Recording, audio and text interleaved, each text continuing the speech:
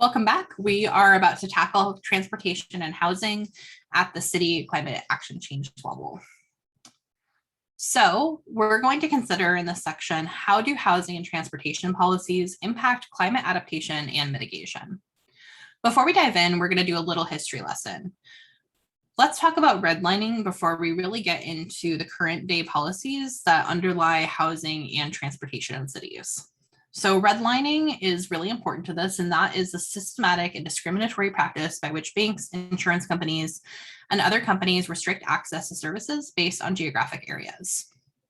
The term redlining comes from development by the New Deal by federal government of maps of every metropolitan area in the country. And those maps were color-coded first by the Homeowners Loan Corps, and then by Federal Housing Administration, and then adopted by the Veterans Administration.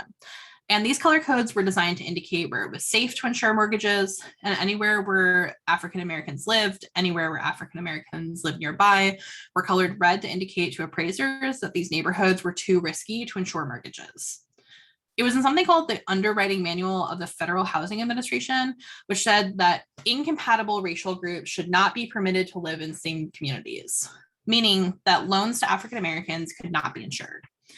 In one development in Detroit, the FHA would not go ahead during World War II with this development unless the developer built a 6-foot high wall, cement wall, separating his development from a nearby African American neighborhood to make sure that no African Americans could even walk into that neighborhood. The Underwriting Manual of the Federal Housing Administration recommended that highways be a good way to separate African Americans from white neighborhoods. So this was not a matter of law, it was a matter of government regulation, but also it wasn't hidden. So it can't be claimed that this was some sort of de facto situation. Regulations that were written in law and published in the Underwriting Manual are as much a de jure unconstitutional expression of government policy as something written in law. So here's an example of a redlining map in two areas. So on the left-hand side, we can see a redlining map for the city of Atlanta. And on the right, we can actually see one of Salt Lake City. Take a quick second. You can go ahead and pause the video and you can take a look at this older map of Salt Lake City. If you're familiar with Atlanta, you might find this map interesting as well. And you'll notice that it overlaps pretty significantly where concentrations of low income and like Black folks in the cities are and were. And these redlined areas were, this is how policy was made. This is how insurance companies made decisions about what they were and were not going to insure. And it also plays into some other areas that we're going to be talking about in a second. So redline neighborhoods, which remain lower income and more likely to have Black and Hispanic residents, consistently have far fewer trees and parks that help cool the air. They also have more paved surfaces, such as asphalt lots or nearby highways that absorb and radiate heat. This was from a New York Times article back in August of last year. We also see that urban heat island effects are much higher in redlined neighborhoods and cities. So on the left-hand side, you can see Richmond. So the hottest parts of town in the summer with few trees and abundance of heat trapping pavement. These are red-lined neighborhoods. Like if you were to pull up one of those maps that we saw on the last slide, or in this 2 slides ago, you would see a 1-for-1 overlap where Heat Island, hottest parts of the town, overlap with those redlined areas.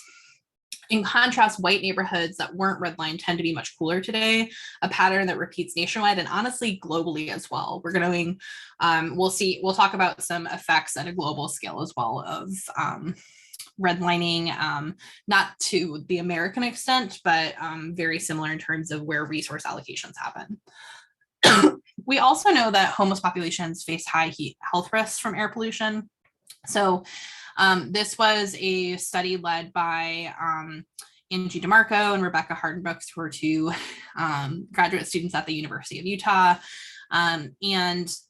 Their paper that talks about this talks about how current state-led shelters and resource centers are not providing adequate protection for folks who are homeless from environmental disamenities, specifically air pollution, and a fundamental shift towards affordable housing and housing first policies are required. So Housing First is not only a policy that helps with the public health of those that are homeless, but it is also something that is incredibly important as we consider the effects and the legacy of redlining, and where the impacts of things like air pollution, heat island effects are impacting the most vulnerable and marginalized in cities. So how can city housing and transportation policies address climate change and the legacy of redlining? Ultimately, this breaks down to the fact that we need to change the ways in which we plan, fund, build, and organize communities and transportation. One example of ways that we can do this is something called infill housing. So this is the process of building new housing in already established neighborhoods. For example, replacing single family units with brownstones or townhomes. Low density developments produce nearly 4 times the greenhouse gas emissions of high density alternatives. And research finds that doubling urban density can reduce carbon pollution from household travel by nearly half to more than a third. So infill housing is a very helpful policy, especially as we consider the kind of double crisis of housing shortages along with energy efficiency and just emissions in cities in general. As we are considering the authorization of developments, producing housing that is infill housing is something that and increasing the density within cities can really reduce emissions by pretty substantial levels. We also have been seeing an uptick of something called accessory dwelling units, or ADUs. So accessory dwelling units, these are ground floor suites, garage conversions, additions, laneway homes, those little like cottages that are behind people's houses. They're one of the most significant, cheapest, fastest, untapped opportunities for meaningful progress on affordable housing, social connectedness, and climate action. Doubling occupancy in a single detached home essentially cuts per capita greenhouse gas emissions in half. When ADUs are situated close to jobs, services, and transit, greenhouse gas reductions are even more dramatic. So these are a couple of little diagrams that kind of show you what ADUs can look like. So on the left-hand side, we can see building a lower level unit or an above garage unit or a little detached unit, or, converting your garage into a unit, building, a little mini house in your backyard. These things, by increasing the occupancy, it can do a lot with pretty minimal zoning regulations. You don't need to, approve massive development projects, but it can reduce greenhouse gas emissions pretty significantly. On the right-hand side, this is a study that was done in British Columbia and Canada, and it talks about how you even if you just increase secondary suites by 10%, it's going to reduce CO2 emissions by about 250,000 tons, and opens up 85,000 new housing units, plus provides homeowners with more revenue. So this also is beneficial because it would reduce the incentive essentially to sell houses really hot in the market right now, driving up the costs, and would keep people in their houses while also increasing revenues. And it also provides people with more social interaction, which we know is really important for all sorts of quality of life things with cities, and would help, for example, create more demand for transit routes in particular areas. Policy that supports infill and higher density housing includes a few things, including like upzoning. So on the left-hand side is a really good diagram that shows the difference between, so right now, a lot of cities and suburban areas have detached or semi-detached homes, and then, or high rises, right? These are like 30-floor buildings or 18-floor buildings. We see a lot of the big apartment complexes going up are kind of these high rise. And what's really missing in a lot of this policy is like townhouses, stacked townhouses, mid-rise. So all of this like middle type of density housing that really can be like a sweet spot for adding more units into a lot of areas, while also reducing climate emissions and just making housing more affordable for everyone. California's made 3 attempts at the type of policy that would enable this, called upzoning, and it would essentially override any city policies banning the construction of apartments. A lot of cities in lots of different places have become smaller and smaller, or they'll have smaller governing units, or community neighborhoods specifically, who have been trying to fight against upzoning housing or any new construction of apartments. So it's interesting because this oftentimes when we're talking about preemption policy, so states enacting policy that would override or trump city policy, oftentimes those policies are fairly negative for climate change and climate change policy. However, this is one particular case where the state overriding the city in this instance could have some really positive effects in both reducing housing shortage and housing crisis, as well as reducing greenhouse gas emissions by allowing for higher density housing to be built. So what does the housing density look like in Salt Lake City? You can go ahead and pause your video here and take a look and kind of inspect. So, we do have a lot of the housing units that exist in Salt Lake City are kind of in this 151 to 350 total units range. And then we have some that are in the 0 to 150 range, and a couple that are in like the 351 to 496. But you can see that, they're kind of spread out across the city. Aside from a couple areas, there's some concentrations near South Salt Lake. You can see some overlaps within Salt Lake City itself. Midvale, Sandy, South Jordan have higher density housing, but not so much Salt Lake City proper itself. So one of the other issues that we need to consider, though, with housing is combating gentrification and displacement. There are two ways that we can kind of tackle this at a basic level, at least, to try to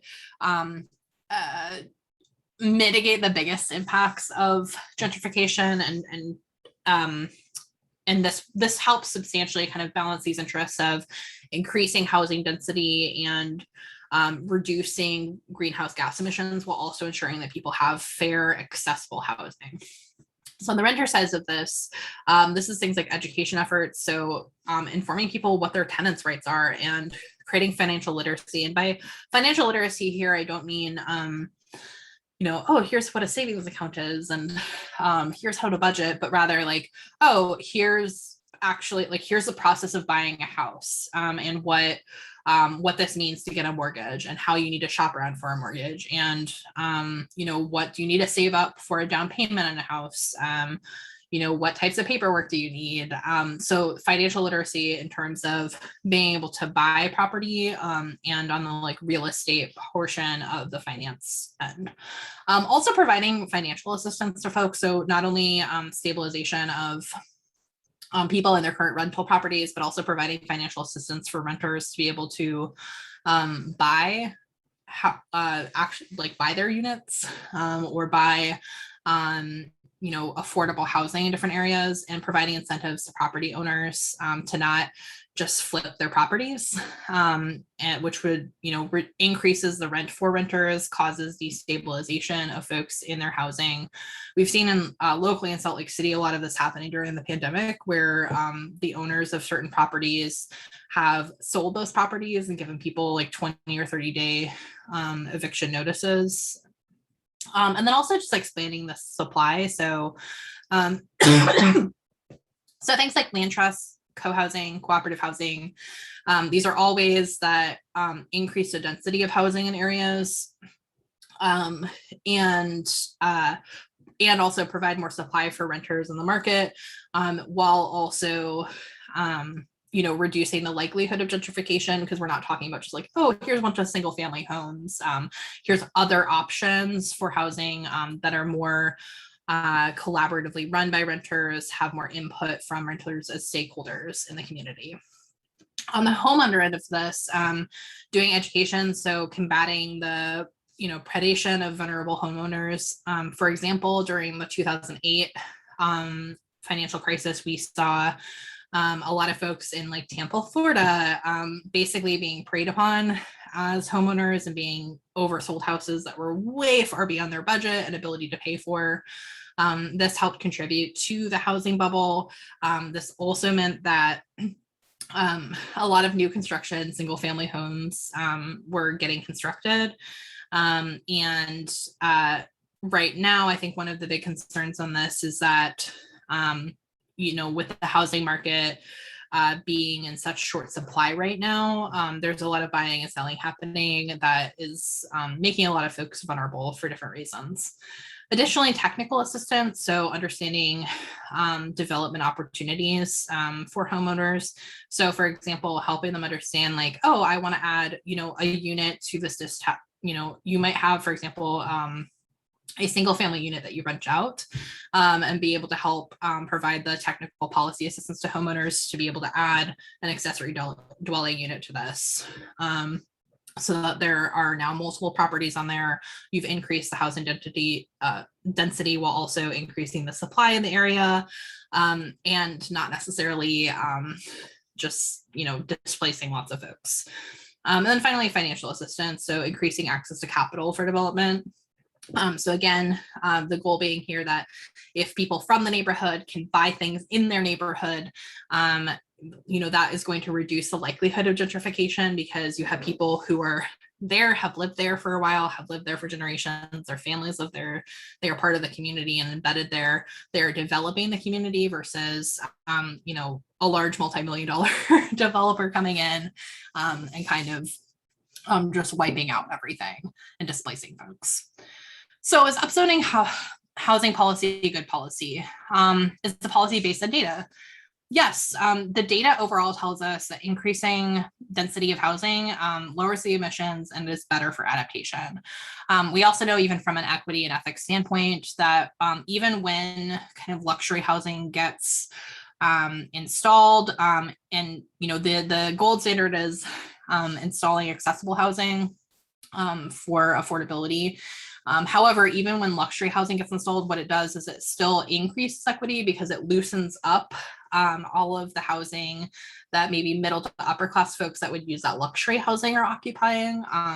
So again, as long as there are some regulations, education, access to capital happening, the installation of even luxury housing makes housing more affordable and accessible for folks, and also that higher density does help with the emissions and adaptation just better.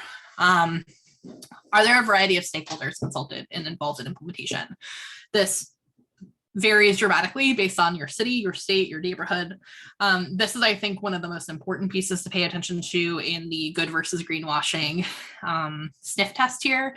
If, for example, the developers are not meeting regularly with members of the community, or if the only members of the community that are showing up to these meetings overlap significantly in their identity areas, that is not a variety of stakeholders. So you want to ask questions that make it clear that they have talked to multiple stakeholders, and that those stakeholders, they're not just getting presentations, but they're being able to give feedback, and that feedback is being implemented to ensure the vitality of the community and to ensure that folks are not being displaced. Is the policy funded or resourced in some ways? So for example, education policies, access to capital, those all require financial funding. There are some organizations in the Salt Lake area that help basically help with down payment assistance, so that first-time home buyers, specifically those from like more marginalized low-income backgrounds, have access to capital that they might not normally, in exchange for like financial literacy, attending financial literacy classes and things like that. Those types of policies are much better than we're going to do infill housing and not do any education efforts or provide any access to historically marginalized folks to be able to buy back some of their land, or be able to buy in their communities. And then finally, is there a plan to evaluate effectiveness of the policy during or after implementation? Again, this is a thing that depends on your community in particular. Particular attention needs to be paid to the possibility for displacing residents. So for example, if you implement what you think is affordable housing, you find out that a lot of your units, either folks are not eligible to live in those units, or you're just not getting people applying that meet the eligibility criteria. This would come down to a lot of things. It could mean that you're not properly advertising. It could also mean that you are not actually, maybe your criteria is set in an unrealistic way. It's possible the burden for paperwork and things like that is too high, which means that the effectiveness of your affordable housing that you've built to increase density is not actually effective. So there's things that you need to pay attention to at your community and city level to know whether upzoning in your particular community is actually transformed into good policy, or whether it's just kind of a greenwashing virtue signaling that your city is doing. In terms of transportation, in terms of transportation, so we know that greenhouse gas emissions are one of the largest places that this comes from, and a growing source of greenhouse gas emissions in cities is through the transportation sector. So this is a nice little graph here of what Ontario, Canada's greenhouse gas emissions look like by source. So buildings and transport are both increasing in terms of their being the source of greenhouse gas emissions in cities. Electricity, you'll see, has gone way, way down. But so this means that transport, by being both the largest by volume and also one of the ones that's increasing by the largest amounts in terms of emissions, means that this is a type of policy we need to focus on in cities.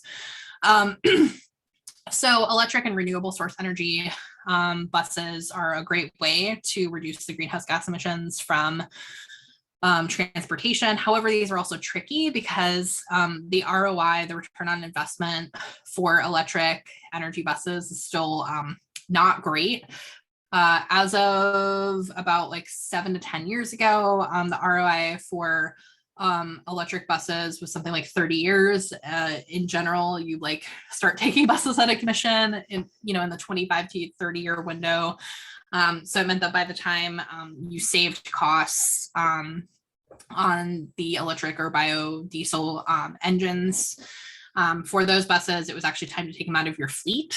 The efficiency of the technology has increased a little bit over time, but there's still more need to increase the energy efficiency of those vehicles. Additionally, more mass transit options overall just means lower emissions. So having more stops, more options for mass transit, basically reducing the inaccessibility of mass transit means that people are more likely to use it, which means that you're in general going to have lower emissions. And then finally, this also means that you need more housing density near mass transit options to get lower emissions. So this is one of the reasons why infill housing can be a really good policy, because it doesn't mean you need to develop new transportation routes out in a new area of town, or in previously industrialized area or whatnot. There are communities and people that live there right now, so increasing the density of those communities means you are likely just making more people have housing that is accessible to mass transit, which is a much better, more efficient way to lower emissions. I also want to show you a couple of examples of transportation in non-US cities. So Santiago de Chile, they have 450 electric buses. This is about 6% of their fleet. By 2022, they're planning to have 5,000 replaced. And then by 2025, they're planning to have an all-electric fleet for their buses. Their solar panel park that was built in 2018 provides 50% of the city's energy. So not only the fleet's energy, but the city as a whole, their energy. And so this is a very cool initiative that is built primarily around making their fleet more renewable. London, the Transportation for London, TfL, manages all the public transport, the underground, bus routes, cycle hire, taxis, light rails, trams, street design, all of it, that's Transport for London. Comprehensive management of all transit systems allow for deeper cuts and streamlined ability to reduce emissions in London, and solar panel placement along track lines and in all TfL buildings. This is up to 6% of all of underground energy demands. And so by putting that placement along, it means that they're able to make at least a 6% cut to the energy demands for TfL. They also have been using very cool initiatives like using the heat generated from transport to provide and pump heat into people's homes in London. And they strategically use batteries not only to like power it for long periods of time, but also to have the batteries only activate at points where there's high energy loss. To be able to increase the effectiveness of the renewable energy sources that the transport tools are using. Then finally, because they have this systemic ability to influence so much of public transit in London, they're actually able to not have to work with like a middle person to purchase like wind credits and things like that, but they're actually able to establish direct power purchase agreements with wind farms versus having to work through a middle person, which is what a lot of cities have to do, especially when they only have control over maybe like one part of their public transit. So this is a really cool way to see how London, by making a governance decision and coordinating to be able to have control over all of these sources of public transit, has been able to leverage that in ways that go far beyond just switching out some types of buses and things like that, but actually tackling energy efficiency for other sectors as well, such as residential, and by using that kind of collective bargaining to increase investments in renewables. So how do you know whether your city has good transportation policy? So again, you want to ask yourself, is the policy based on data? What's the ROI on these things? What is this policy responding to? So for example, if we're using an all diesel fleet and we're adding in two